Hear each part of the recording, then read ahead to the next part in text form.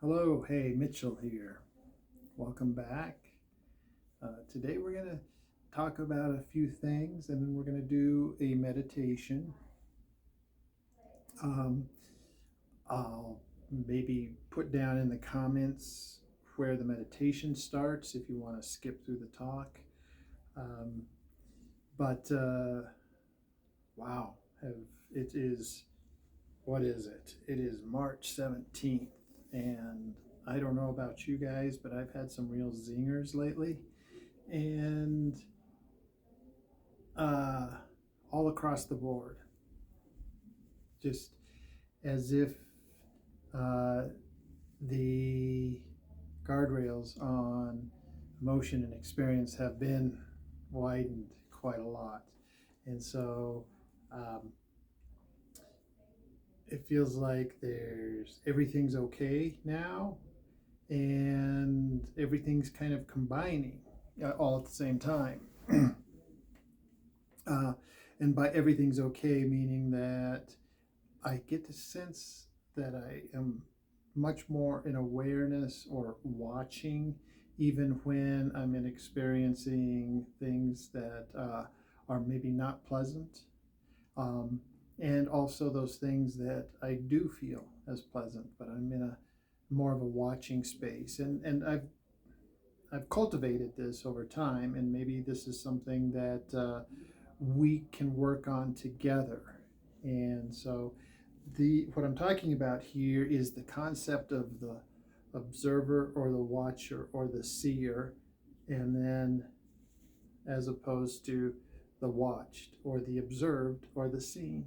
And this is a concept that is discussed very highly in the Hindu perspectives, and it's in the Vedas and in the different texts there and the Yoga Sutras. We talk about the seer and the seen, the observer and the observed. It's in the Bhagavad Gita. It's throughout the different Upanishads. And so, what we're doing is we're becoming aware of that beingness that supersedes the mind body person. And that beingness can uh, separate or isolate itself from this body, even though it is somewhat attached or part of this body, or maybe it's tethered to this body. And so we use this point of awareness to really be able to back up from ourselves and give ourselves some objectivity. Uh, it's where all these concepts of non attachment and uh, uh, uh, doing or non action, doing without doing, those kind of concepts, they're bound in this idea of being firmly rooted in the observer rather than the observed. So the body mind complex gets very involved with the moment to moment, the day to day, the media, the conversations, uh, the emotions of interacting in this human collective. But the observer can stay somewhat removed, it can stay objective. And a lot of our meditations have been about coming into this role. And then I've talked about, we use the body itself to down regulate the brain and to put the physical body into a place where it is far more accepting, receptive, and conducive to unifying with this larger self that we call the observer. So that's why I'm always trying to get us out of the amygdala into the hippocampus, the prefrontal, because chemically, physically, physiologically we are more open to these non-physical, consciousness-based um, realities that in where our observer sits. And our observer is aware of everything as it relates to this one perspective, where we seem to be focused in our mental, physical body. So it's a fascinating concept, but it's only a concept until we begin to experience it, all right? And so that's when these meditations become more than just meditations. They become our vehicle to unifying with a much larger perspective, and with a perspective that is more true to the reality beyond this little physical piece. And when I say little physical piece, I look at it as a physicist would look at matter. So a matter, for a physicist, matter comprises less than 1% of the whole. In an atom, it's 99.999% nothing or space. 5% of that, or not quite even 5, is energy. And then that minuscule remainder is the actual physical stuff, which is virtually unmeasurable at the level of the atom. At the level of our universe, that would be roughly 3 centimeters cubed, believe it or not. That's all the matter in our universe. So our entire universe could be condensed into something about the size of this, half of this stick. That's what I consider the mental physical complex in relation to the rest of who we are. Is almost inconsequential, but yet it is the point of our focus. So just like an atom, even though it is 99% nothing, it is there to constitute a point of awareness. And that's who we are. That's what we're here doing at this time. So it's all just a really fascinating exercise when it comes down to that. And then this whole geopolitical storm that's occurring is the same as everything else. It's very minor. It's very small. And the fascinating thing then too is that you realize that you are the creator, and where you place your focus is what gets created. And that's maybe a lot of practice down the road, but less and less so. I think more people are arriving with the abilities to actually see and manifest in a way that supersedes a lot of the effort that most of us put into getting things, from conception to actual physical properties. So our meditation for today is going to be very similar to the ones that we've done in the past, but I will just kind of walk you through it and give you the components of it as we go, so that when you do it on your own, you know what you're doing, why you're doing it, and it helps to give you direction. Okay. As always, I want the body to anchor your meditation, because if the body is agitated, it's got far more sway than the mind. The mind is relatively weak because it's just the responder. It's just the overseer. It's the babysitter, and the body itself is the the one that is in touch with what all we see, feel. It's kind of the energetic responder to what's going on, whether the mind is aware of it or not.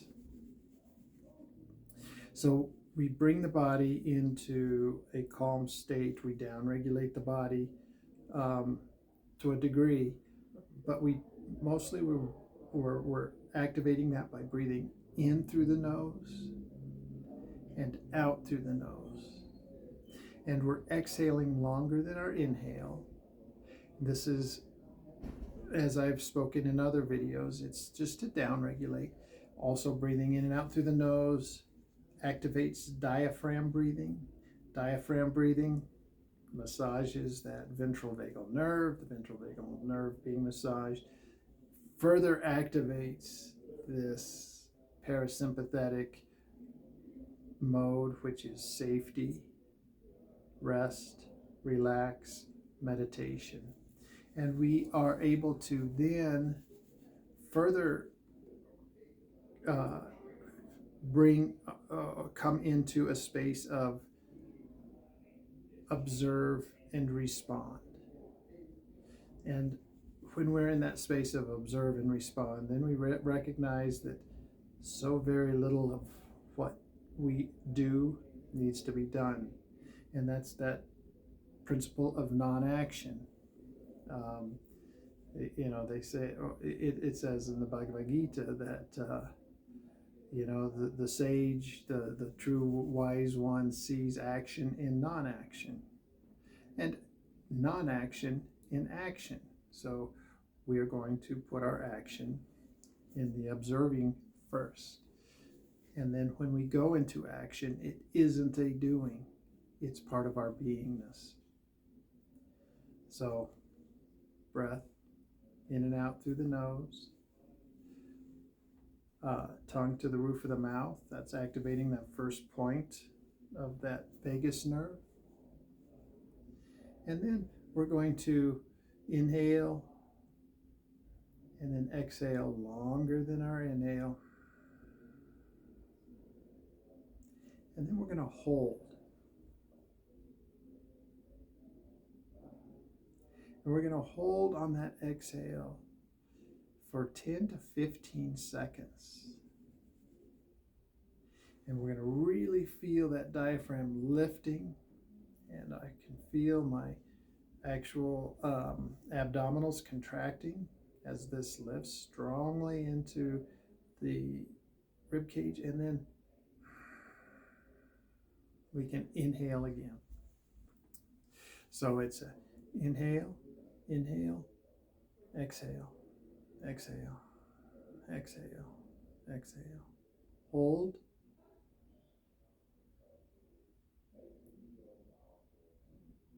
And we're holding for about 10 seconds. And then inhale again. And then exhale, exhale, exhale. Hold. Really allow that diaphragm to draw up into the rib cage.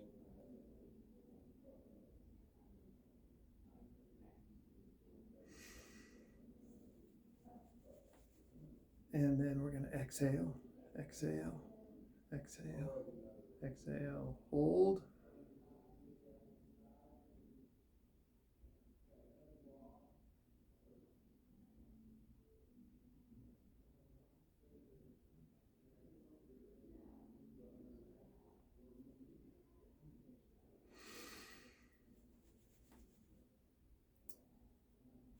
And just 3, 4, 5 times, this really brings awareness for the body to the parasympathetic nervous system.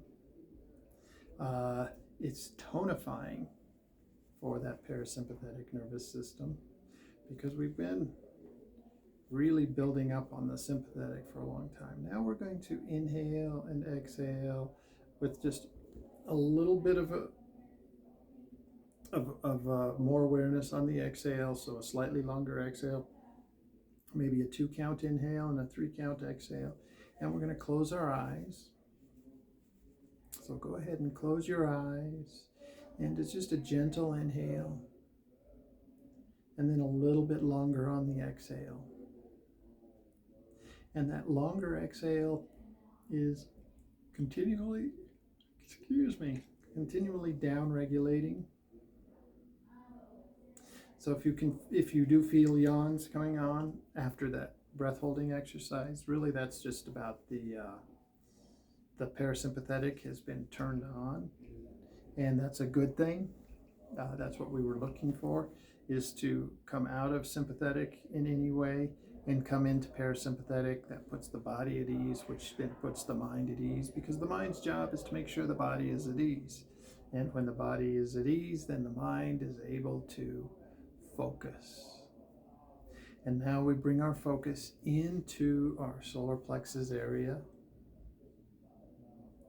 And we're going to breathe light into the solar plexus area. The solar plexus is your battery.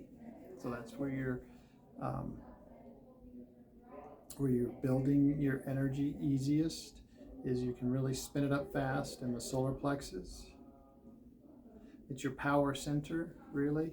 And if you have low power, then everything else will wane quicker. So we're going to build up a little bit of power, and then we're going to plug the heart into this power stream. And we're going to really build up the heart center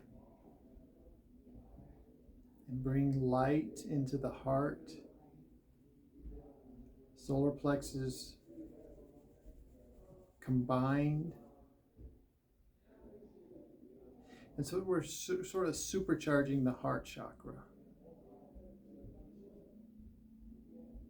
And now with the heart chakra, brighter and brighter and brighter, we're going to send energy down further into that second chakra. This is your chakra of creativity, of procreation, of extending. And then from there, we're going to go to our root chakra. And then from the root chakra, there's a chakra deep in the earth. Well, it depends on who you talk to, but it's in the earth. It's below your body, your physical sensation, and just connect with the earth as activating an extension of your chakra center that goes down into the earth. And in many ways, I see this one as a very crystalline chakra.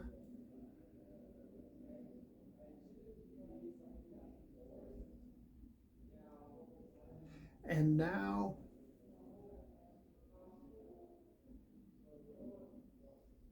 if you're able to,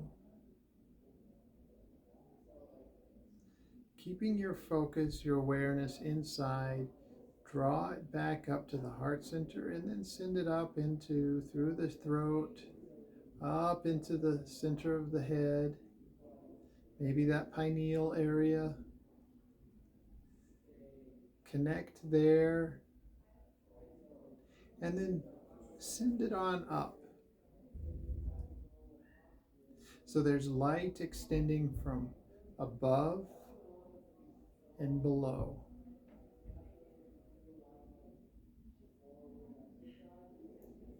And just send the intention that you connect with whoever is your guide, whoever is safe and watching. above and below.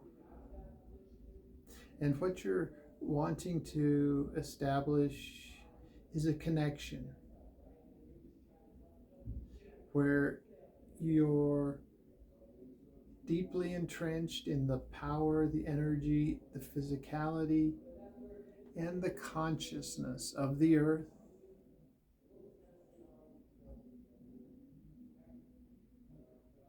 And your awareness extends from this earth being on up into the space beyond the earth, into the universe, into the galaxy, into our planetary system. And so I'm almost feeling like I'm an antenna. And what my purpose here is to bring awareness from above into this body, and from below and into this body. And somehow I communicate my experiences, my awarenesses that exist here as a physical being on this earth, and translate them through this physicality into messages that go beyond words, go outside of words, and send it up into all that is, the greater consciousness that is always watching, and transmuting this sense of physicality upward so that there's a conversation between non-physical and physical, so that the non-physical begins to understand what limitation is and what physicality is, and also the amazing experiences that can occur as a physical being that are maybe outside the abilities for the non-physical to quite understand without having this one-to-one interpretation coming from this body, coming from this earth. And what that's doing is that's expanding consciousness beyond what consciousness can do without us. And by keeping this channel open, we have a conversation, and consciousness can see what is important to the physical that maybe it didn't recognize before. And so we help to bring focus and awareness to what's important and energy.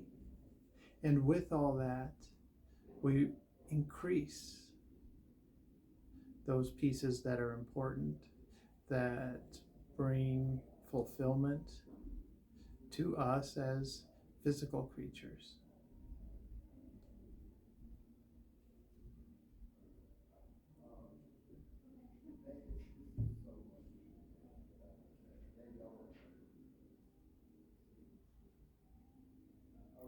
And you can continue on with this meditation. You can pause the video, or if you want to stick with me, I'm going to bring you out. So we're going to bring our attention, our focus back to the heart center.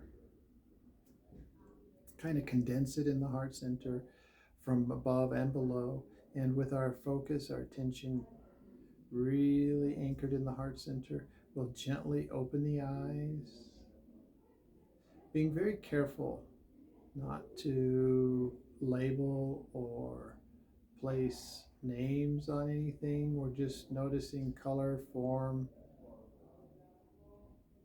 almost as if we're still in the pure energetic state,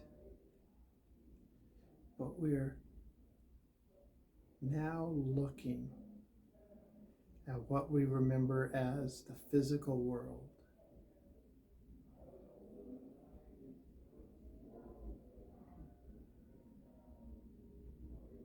And we're just gently breathing. We're bringing awareness to the physical world as if for the first time.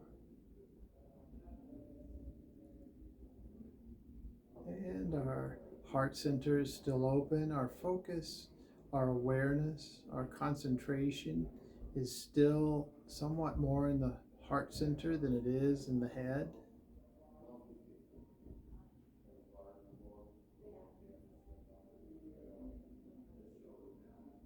And we will just kind of hold this space even as we get up and go around and do our daily business. But we'll also notice as we gently move from this space of noticing everything for the first time to where we go back into our space of routine.